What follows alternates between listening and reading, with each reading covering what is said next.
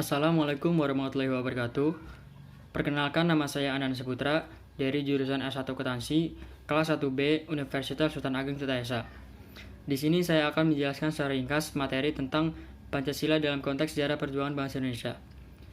Sejarah perjuangan bangsa Indonesia dimulai dari kerajaan-kerajaan. Nilai-nilai Pancasila sudah ada sejak zaman dahulu, sebelum bangsa Indonesia mendirikan negara. Proses terbentuknya negara Indonesia melalui proses yang cukup panjang, yaitu sejak zaman kerajaan-kerajaan.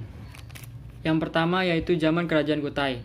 Pada tahun 400 Masehi, ketika para Brahmana sedang membuat yupa sebanyak 7 buah, sebagai tanda terima kasih Raja Mulawarman memberikan sedekah pada mereka. Hal tersebut menggambarkan bahwa nilai sosial politik dan nilai ketuhanan sudah ada sejak zaman kerajaan tersebut. Yang ketiga, zaman sebelum kerajaan-kerajaan Majapahit. Sebelum kerajaan Majapahit berdiri sebagai kerajaan yang memancangkan nilai-nilai nasionalisme, telah muncul kerajaan-kerajaan sebelumnya di Jawa Timur dan Jawa Tengah, yaitu yang pertama Kerajaan Kalingga, Kerajaan Sanjaya, Kerajaan Dharmawangsa, Kerajaan Airlangga, dan Kerajaan Singosari. Nilai-nilai Pancasila lebih menonjol pada Kerajaan Airlangga karena Airlangga memiliki sikap toleransi yang tinggi dalam hubungan perdagangan dan kerjasama. Kemudian perhatian kepada masyarakat dalam bidang pertanian, yaitu dengan membuat tanggul dan waduk. Hal ini menunjukkan nilai-nilai kemanusiaan yang dilakukan oleh Raja Airlangga. Kemudian yang keempat, Kerajaan Majapahit. Pada tahun 1923 berdirilah Kerajaan Majapahit yang dipimpin oleh Hayam Wuruk dan Mahapati Gajah Mada. Pada buku Sutasoma, karangan Putan Tular, terdapat istilah Pancasila yang memiliki makna persatuan nasional, yaitu Bhinneka Tunggal Ika Tanhana Dharma Mangrua.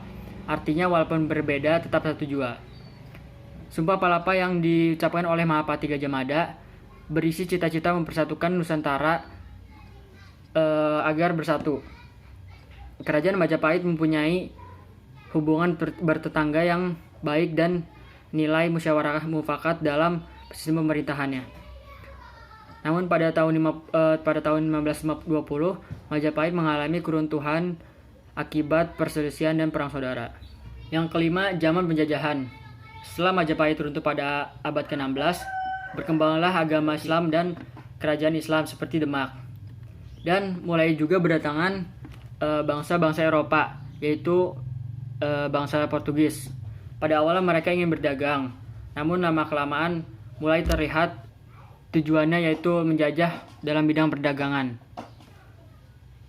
Kemudian pada akhir abad ke-16, bangsa Belanda juga datang ke Indonesia dengan mendirikan suatu perkumpulan dagang yang disebut dengan VOC. Karena praktek VOC ini penuh dengan paksaan, akhirnya bangsa Indonesia melakukan perlawanan. Namun, bangsa Indonesia selalu gagal karena dalam perlawanan ini dilakukan secara sendiri-sendiri. Ada beberapa nilai dan pelajaran yang dapat diambil dari penjajahan tersebut, yaitu menimbulkan rasa nasionalisme dan menyadarkan bahwa perlawanan secara sendiri-sendiri tidak akan maksimal dan harus dilakukan bersama-sama. Akhirnya pada tanggal 10 Maret 1940, bangsa Belanda meninggalkan Indonesia. Yang keenam, kebangkitan nasional. Pada tahun 1927 muncullah Partai Nasional Indonesia yang dipelopori oleh Soekarno, Cipto Mangunkusumo, Sutarto, dan tokoh lainnya. Perjuangan Kesatuan Nasional kemudian diikuti oleh Sumpah Pemuda pada tanggal 28 Oktober 1945 yang isinya satu bahasa, satu bangsa, dan satu tanah air. Yang ketujuh, zaman penjajahan Jepang. Fasis Jepang masuk ke Indonesia dengan propaganda Jepang pemimpin Asia dan Jepang adalah saudara tua bangsa Indonesia. Pemerintah Jepang bersikap murah hati pada bangsa Indonesia dengan memberikan kemerdekaan bagi Indonesia.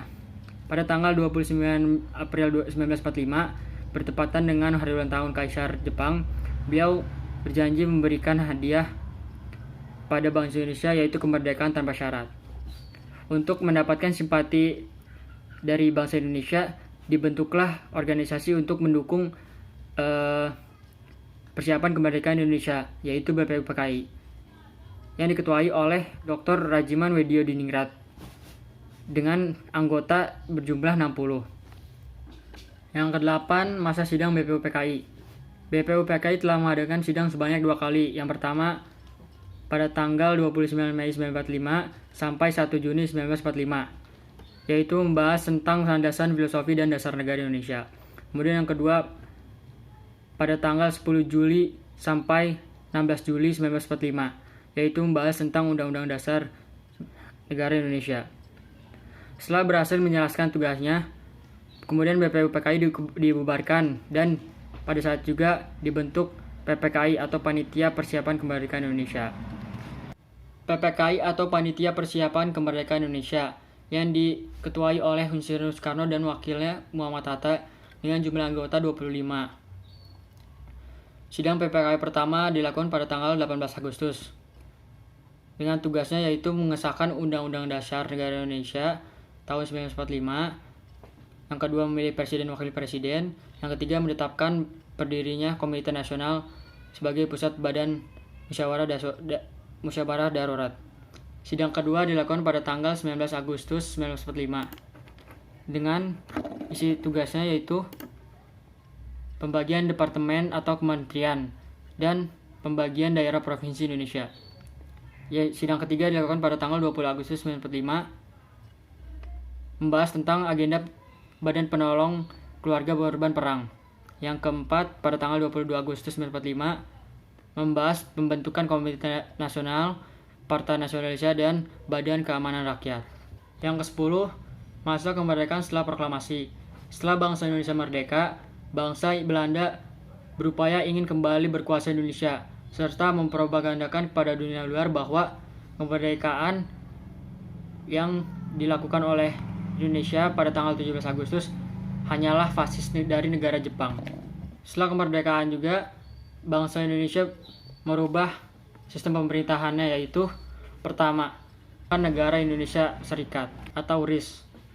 Pada tanggal 20 Desember 1945 di Den Haag, Belanda, pada konferensi meja bundar, pemerintah Indonesia telah menandatangani suatu persetujuan bersama Ratu Juliana untuk pembentukan Negara Indonesia Serikat.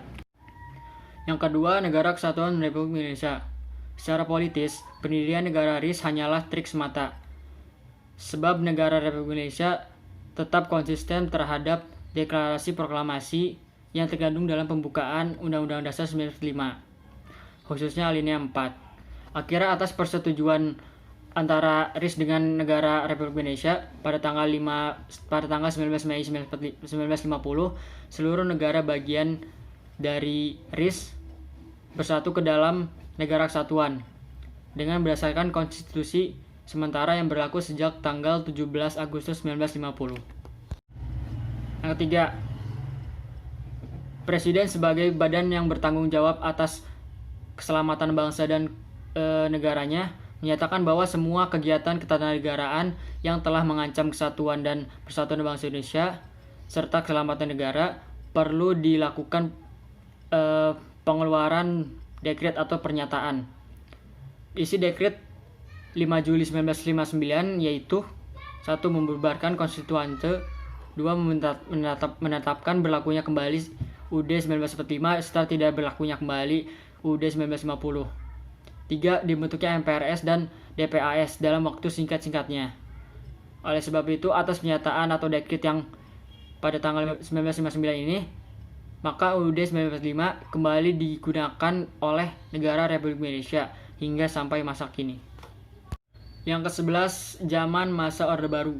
Munculnya Orde Baru ditandai dengan berbagai aksi yang dilakukan oleh berbagai elemen masyarakat sebagai akibat dari berbagai penyelewengan terhadap Pancasila dan UUD 1945 serta berbagai pemberontakan lainnya yang dilakukan oleh PKI pada masa Orde Lama. Maka pada masa Orde Baru, tuntutan utama masyarakat dan pemerintah adalah agar Pancasila dan UUD 1945 dapat dilaksanakan secara murni dan konsekuen. Aksi yang dilakukan tersebut menuntut 3 tuntutan atau disebut dengan 3 tuntutan hati nurani rakyat, yaitu 1. Pembubaran PKI dan ormas-ormasnya, yang 2. Pembersihan kabinet dan unsur-unsur gerakan 30 SPKI, dan ketiga penurunan harga. Namun karena kuatnya aksi dan tuntutan rakyat menyebabkan pengusaha Orde Lama atau presiden ketika itu Insinyur Soekarno harus mundur dari jabatannya karena tidak mampu lagi menguasai negara. Hingga presiden mengeluarkan surat, yaitu surat perintah 11 Maret atau biasa disebut Super Semar kepada Panglima Angkatan Darat, yaitu Letnan Jenderal Soeharto. Kemudian yang ke-12, masa reformasi. Setelah Orde Baru berkuasa sekian lama, sekitar 32 tahun, bangsa Indonesia dihadapi dengan bencana hebat, yaitu stabilitas politik yang goyah dan hancurnya tatanan ekonomi nasional, dan juga penyalahgunaan wewenang dan kekuasaan yang dilakukan oleh para pejabat. Atas dasar itu, maka reformasilah yang harus dilakukan. Reformasi adalah suatu gerakan untuk memformat ulang, menata ulang atau menata kembali hal-hal yang menyimpang untuk dikembalikan pada format atau bentuk semula, sesuai dengan nilai-nilai ideal yang dicita-citakan oleh rakyat. Akhirnya, sebagai akibat dari kuatnya tuntutan reformasi tersebut, pada tanggal 21 Mei 1998, Presiden Soeharto mengundurkan diri dan presiden kemudian digantikan oleh wakil presiden, yaitu Profesor B.J. Habibie, yang diikuti dengan pembentukan Kabinet Reformasi Pembangunan.